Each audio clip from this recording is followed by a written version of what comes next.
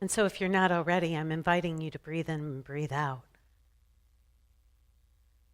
To consciously breathe in and breathe out. That which has already been given. The pearls of wisdom given here now. How grateful I am for empty hands.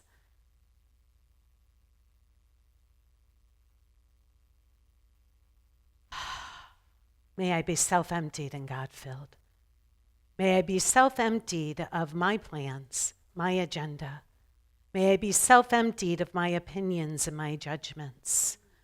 May I be self-emptied of any critique or criticism of the way things ought to be.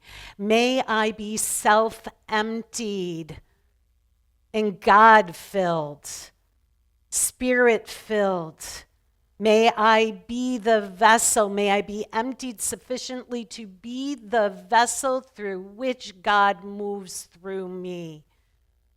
And as I claim this for myself, the invitation is that this is the prayer for us all. May my hands be emptied. May I be self-emptied and God-filled, Spirit-filled, because you know what? Of my own self, I truly do nothing that is lasting. But it is only in God consciousness when I think the thoughts of God, when I think the thoughts of love, of peace, of joy, when I cultivate that relationship as the only relationship of value, I am restored to sanity. The restoration to sanity implies that we've been insane. Just a touch. But the beauty of that is that we can claim our innocence by reason of insanity. That no matter what we think we've done, no matter where we think we've been wrong, that we cannot now or ever be outside of the mind and heart of the all that is, the creator and source of our being, that I call God, that I know to be love. Will you join me there? Because the land of insanity is interesting, but not always fun.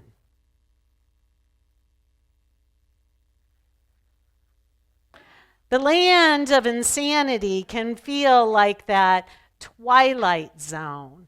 And if you remember this, the introduction to the show called The Twilight Zone, that thing was spinning. And for those of us who have motion sickness, that could make you dizzy if you look at it long enough. And the Twilight Zone, oh, can you do it, Vince? Okay, come on. Come on, Vince, you got it.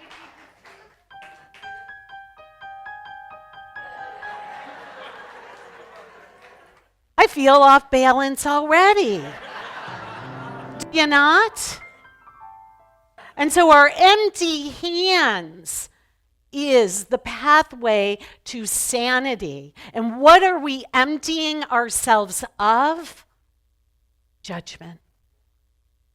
We are leaving the twilight zone of imbalance, of war, of otherness, of uncertainty, of doubt. And we're entering through a portal in which we intend to empty our hands of all of the judgments that we've held. And we are now entering into the judgment-free zone. And if you could see that picture, it kind of looks like a garden. And it kind of looks like the Garden of Eden. There are two figures in there, that came to be known as Adam and Eve. But that garden of the judgment-free zone is our home. And the Garden of Eden is a symbol of a story, an allegory into the twilight zone, But the invitation is always to come home. It is a journey without distance to a destination that has never changed, and indeed a place you never left. And we've been having conversations over the last many weeks, and some of it's been uncomfortable for some of us. And I've asked you to look at each other and say things to each other, and maybe even say things you don't believe. Please forgive me. Please forgive me. What do I mean by that? What I mean is that just because we feel uncomfortable about something, it doesn't mean that we don't explore it. It doesn't mean that we don't venture there.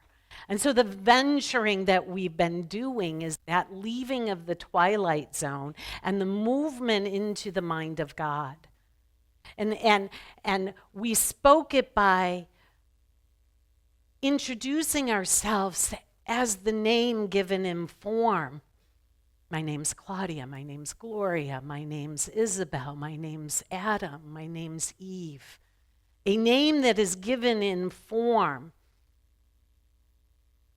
But we've chosen to rise above form and to disidentify with form, because all it ever is a byproduct of something else. And it has no power in and of itself. And so as we rise in consciousness, we began to say and claim and allow the human to give way to the divine, which we have been taught by Jesus, our brother and our way shower, to be as Christ. To hold value only the relationship with the source of our being, God, and God consciousness, love, and love consciousness. This is the return home. And as we go through this process to return home, we can begin to claim, oh, I know who I am. I know who I am. I'm spirit first. Spirit first. And as spirit, the thoughts I hold are things. I have the ability to think thoughts that project out into form and create my experience, and that nothing occurs in that experience except that which I've called forth. And so we've left the land of the twilight zone and emptied our hands of judgment.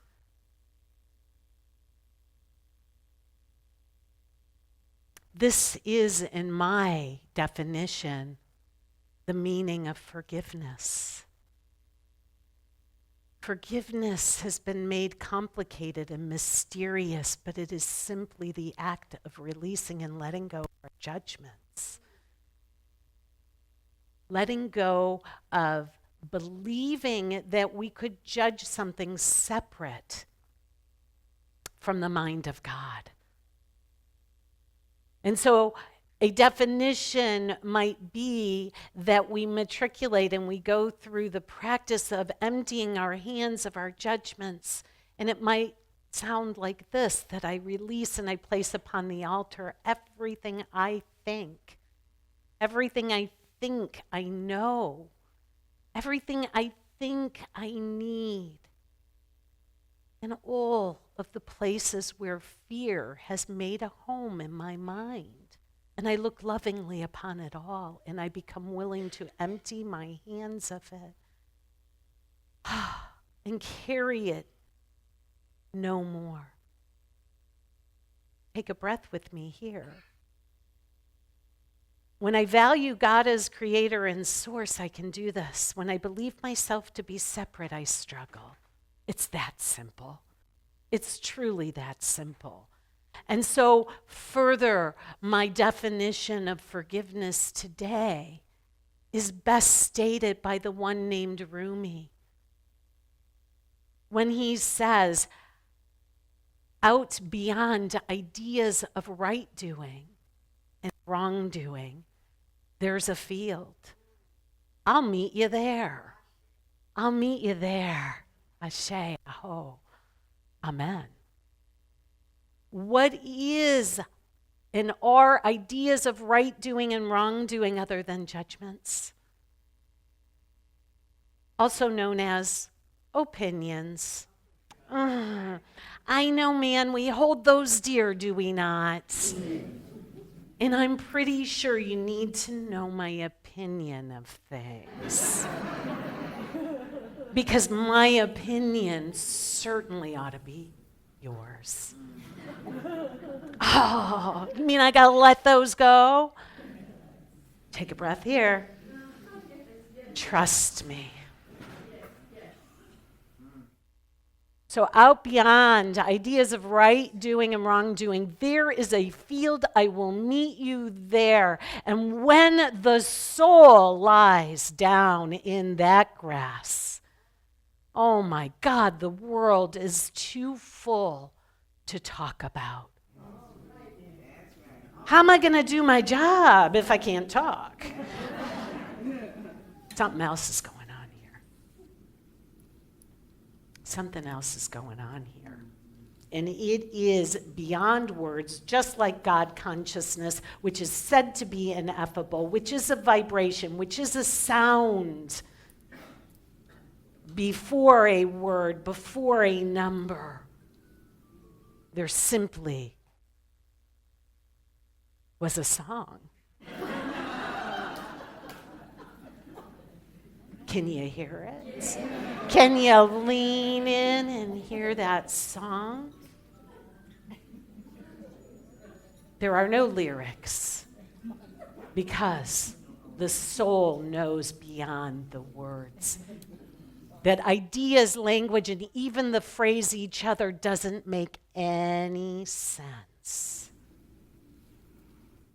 The only thing we're healing is a sense of separation and a sense that we could have believed for a moment that there was an other.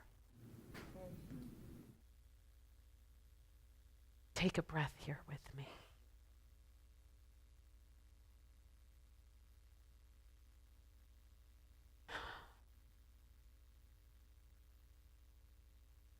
This is the whole pathway. The releasing of judgment. The releasing of the right doing and the wrong doing. My pathway of forgiveness has been this, and I marvel that as I am here, as I'm serving this community at this geographic location, that I get this opportunity to walk a beach nearly daily.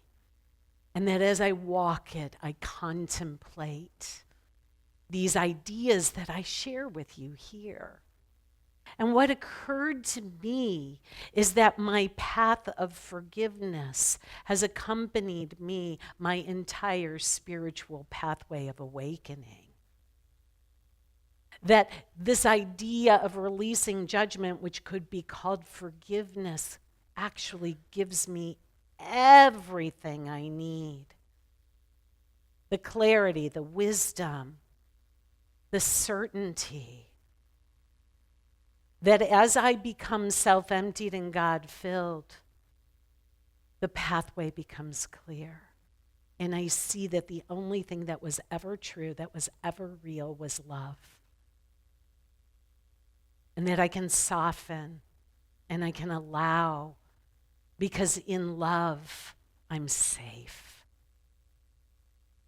You see, we cling to our judgments in that twilight zone area because we think they will keep us safe in an unsafe world. Has anybody here felt judged ever? And what do we tend to do when we feel judged? Judge back. And the beat goes on. And the beat goes on.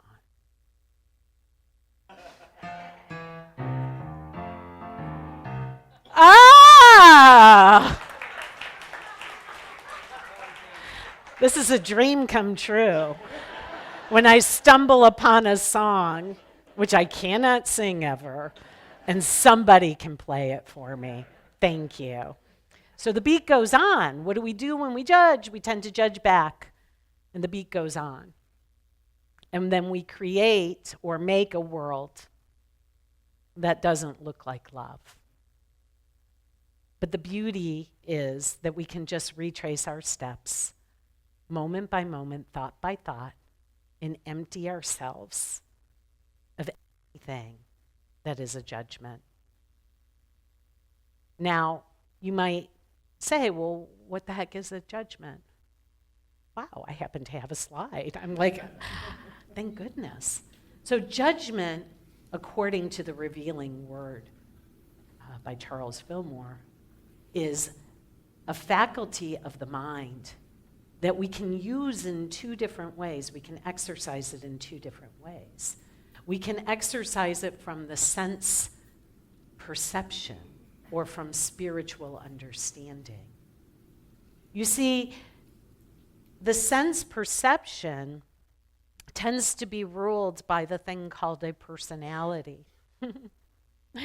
And the personality gets offended often, takes things personally, doesn't abide by the 4 agreements that we've learned here in this community, but that our spiritual understanding is what gives us righteous judgment, or judging beyond appearances according to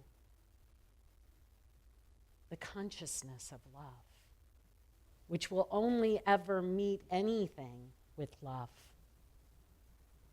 And so I have all these slides, but I don't want to do them. What I want to talk about is how we got here. And the story that I started about walking the beach of forgiveness and walking along that beach and finding myself here. And I find myself here, and I remember back in my history, back, like we're talking decades ago, I used to walk a beach that was directly south of here in Florida. Every year I would go and I would visit my parents in February, and they lived in the Palm Beach area. And I would go and I would visit them, and I would go on these long walks with my father. And my father is the figure in my life that taught me about forgiveness. And in that, we would walk together, and I held a judgment against my father. And that judgment against my father was that he did things wrong, and he hurt me, and he hurt our family in particular ways that I had a hard time letting go of. And that I believed that because I thought that, it was true. And because I thought that, and I believed it to be true, guess what? I saw evidence to support my thought. But it didn't make it true. It just made some things that happened, little facts that we could look at. And then they became teaching tools for me. My father's name, I love this. I didn't realize it at the time what it meant, but my dad's name was Guido. Came from, an Italian family. It really was Guido. People are like, are you kidding? And it's like, no, his name was Guido. And Guido. And the root word of that is guide. And I know now that my father was my guide. And he was a guide to this pathway of forgiveness. And I bless him because he was willing to go on these long walks with a little girl, and then a young woman, and then a more mature woman. And we walked for years, for decades, and we had these conversations. And he let me, and he answered my questions. He answered my questions. And as he answered my questions, I began to see that my thoughts that I were thinking were not helping me. And that I could begin to let go of these thoughts that were judgments. And that I could begin to have compassion for his experience of life and for the ways that he was having a human experience, trying to remember who he was. And I could understand that even though he was my father in this experience, that we were brothers, siblings, because we were walking one another home in consciousness. And so I thank my father for walking that beach with me. And as I was walking the beach here, remembering the gift that he gave me, and that gift was one in which I could begin to release the judgments I was holding. And that as I kept releasing them, I became more free, more certain, more kind, more loving, more embracing when somebody made a mistake. And I didn't have to make it real. I could just understand that we're all doing the very best that we can in any given moment. And that I could rise in consciousness and remember who I am as a holy and beloved child of God. That I could return to an Eden state of consciousness. And in that Eden state of consciousness, what the metaphysical interpretation of the story of the Garden of Eden, the fall, and quote unquote being kicked out of the Garden of Eden was really just a story to remind us that we need not seek outside of God consciousness. That partaking of a fruit from the tree of good and evil, knowledge of good and evil, only cast us forth into a twilight zone of duality, when in reality our mind is of God consciousness. We don't need to partake of anything outside of ourselves for wisdom, but that we go within to that God consciousness, to that Christ awareness, that the aspect of my being that God created, that I cannot uncreate, that I can't add to or take away, is that I have access to the wisdom and the knowledge and the clarity of the all that is when I align with it and empty my hands of my useless thoughts of judgment and otherness and return to this consciousness of oneness. God as source. I value only this relationship. And as I do so, I am restored to sanity. And I am forgiven. And so I forgive the ideas that I took by mistake that said that God was a wrathful God and kicked me out. I forgive that. It was spoken in error. I empty my hands of that. I empty my hands of thoughts of judgment, of that people and all of us in this twilight zone, that we are somehow not worthy of forgiveness, not worthy to be released of the judgments that we hold. And I forgive myself of all of this. I shared last week that there's nothing out there, that we're the creator of our experience, and as such, there's nothing out there to forgive, and there's no one to forgive but ourselves. And so it becomes a pathway of a return to self-love and letting ourselves off the hook. Now, this is a huge topic, and I've come to the close of what I want to say here today.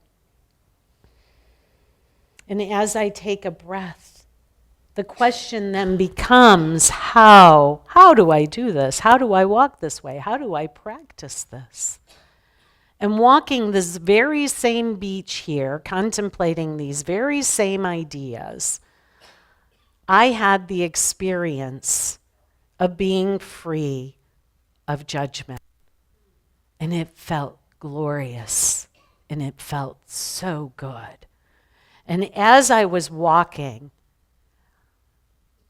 I noticed that there was an inordinate amount of plastic trash on my beach. And so, as I often do, I start picking it up.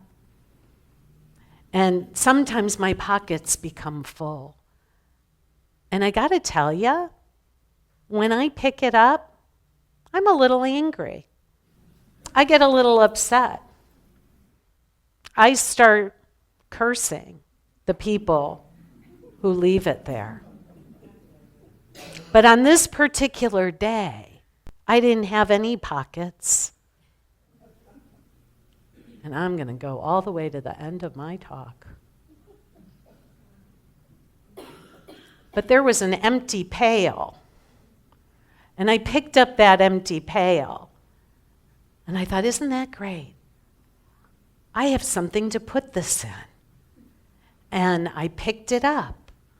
And then I walked not very far, and I filled that pail with items from the beach. Now, you might think, what does this have to do with anything that we're talking about? But what I want to share with you is that every item that I picked up with love. And that was the difference between hell and heaven. I picked up every object devoid of judgment, of criticism. Instead, I thought and imagined, where did this object come from? What child was holding this little shovel? Who used this there was hand sanitizer. I think you can see it on this one. I mean, it was filled with all kinds of stuff. And for the first time in my life, truly, I walked a walk devoid of judgment in a land and an experience previously that I would have judged. It was a game changer for me. I thought, this is how I walk through life, practicing non-judgment. I pick up whatever is in front of me, and rather than judge it, I behold it. Certainly this must be of God somehow, because we say God is all that there is, and that there's nothing outside of God or God consciousness. So this object that I'm calling trash, that doesn't belong here, that my thinking mind is going to say it's going to be here for thousands and thousands and thousands of years, and I'm cursing it. But I can pick it up with love, and I can let it go with love. I did my little part that day. I don't know if it mattered, but it mattered to how I walk. It mattered to a healing of my consciousness. It felt like the completion of my forgiveness walks with my dad. It felt like I was free. It felt like, it felt like I was in a field out beyond and wrongdoing. Will you meet me there? Will you meet me in that field where our heart and our soul is just so filled with love that we can't even comprehend words? That we can return to a Garden of Eden consciousness, and that this is our pathway home to God consciousness. as we empty our hands of the thoughts that are outside of love, remembering that there ever only calls for love. And so that's the conversation for today. We take a breath together. I'd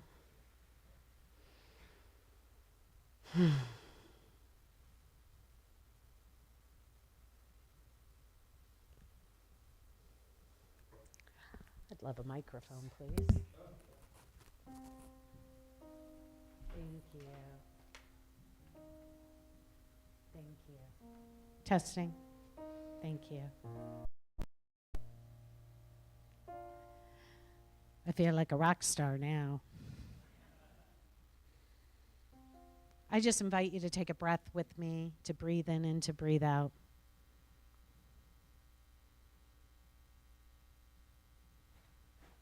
I'm going to invite you to attune with me, allowing your words, my words, to become yours. I know who I am. I know who I am in spirit. I'm unlimited and free. I am as God created me. I know what I am as Christ, as the soul, as the beloved of the Creator, as the projection of the Creator. And I know how I serve. I am here, I have come, and behold, I make all things new. As I join in this consciousness that I call God consciousness, that I know to be love, that it's a field beyond right doing and wrong doing, that I meet myself there. And as I meet myself here, I am home. That it all fades into God, it all fades into love. And a peace washes over me. And from this place, I declare and decree that there never was a dream of separation, that I am joined in heart and mind with all that is, and that I abide there with my brothers and sisters in peace and harmony and joy.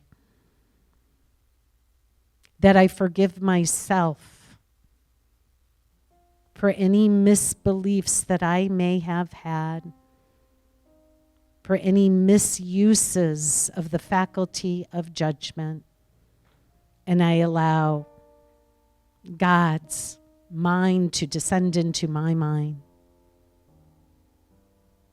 that I may see clearly, declare clearly that there's only one activity that's going on. It's the activity of love. I am free.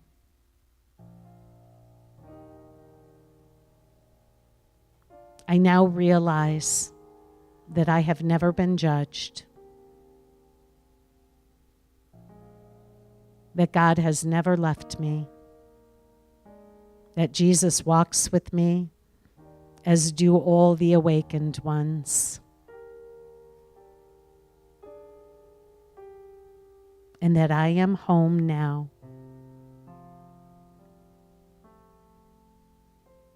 In love.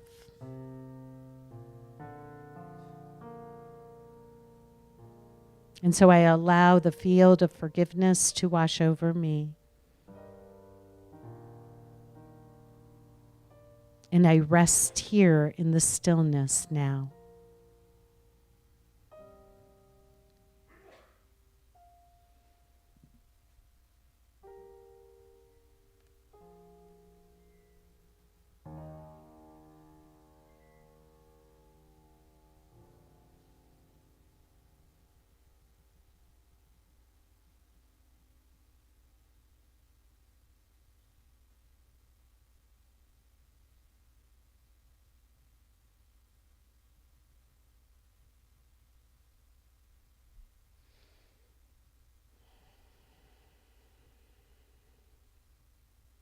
From this stillness, I bless all of creation. I see peace. I see abundance. I see love. And as I focus on this, it increases, heals, and restores all to wholeness now. And so I invite and invoke the flow.